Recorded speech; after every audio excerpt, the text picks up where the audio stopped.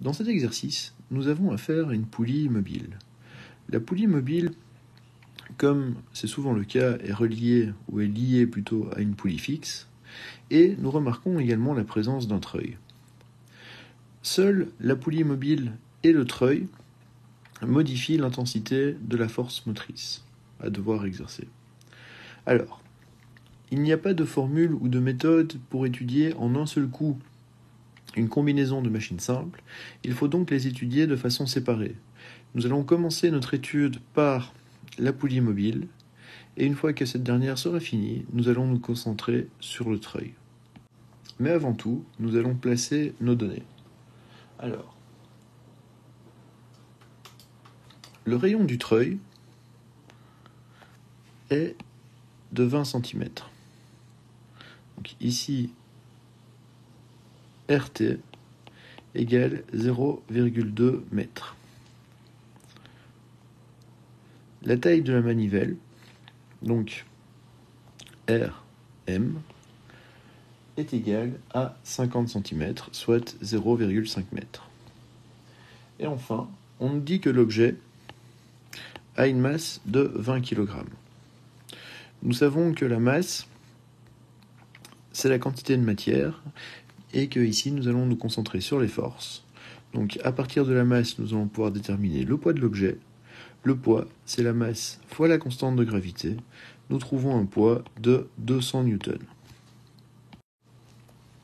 Alors, au niveau de notre poulie mobile, nous avons une force résistante que nous allons appeler FR1 qui agit ici. Cette force est égale au poids de l'objet et vaut 200 Newton. La poulie mobile va supporter l'objet en répartissant le poids de part et d'autre dans les tensions de la corde. Alors, en temps normal, dans cette partie-ci, nous avons affaire à la force motrice. Donc nous savons que nous avons ici une tension de 100 Newton et de l'autre côté, nous avons également une tension de 100 Newton. On remarque que cette tension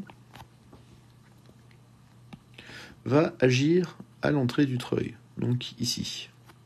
Ça signifie que la force, je retrouve également une force de 100 Newton à cet endroit, qui est la force résistante à l'entrée du treuil, donc FR2. Elle vaut aussi 100 Newton. Et on nous demande de déterminer la valeur de la force exercée sur la manivelle. Nous allons appliquer la formule du treuil, à savoir la force résistante, ici ce sera FR2, fois le rayon de notre tambour, est égal à la force motrice, fois le rayon de la manivelle.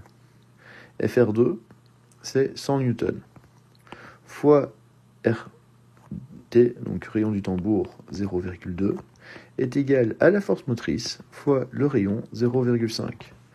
Alors, si on isole dans cette expression la force motrice, nous avons 100 fois 0,2 divisé par 0,5 et nous trouvons comme valeur de force motrice 40 Newton.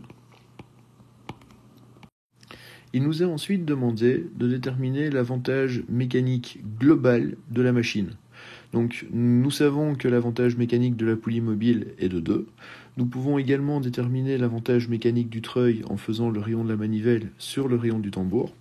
Mais ce n'est pas ces points-là, ces formules-là que nous devons utiliser. Nous devons vraiment regarder l'entièreté de la machine. Donc nous allons étudier l'avantage mécanique via les forces. Nous connaissons la force résistante à l'entrée de la machine 200 Newton et nous connaissons également la force motrice que nous appliquons entre guillemets à la sortie de la machine pour la faire fonctionner. Donc l'avantage mécanique est toujours défini comme étant la force résistante sur la force motrice. Ici, la force résistante, c'est la force résistante au début entre guillemets de la machine, donc FR1, sur la force motrice que nous exerçons sur notre manivelle. Donc nous avons 200 divisé par 40 et nous trouvons comme avantage mécanique 5.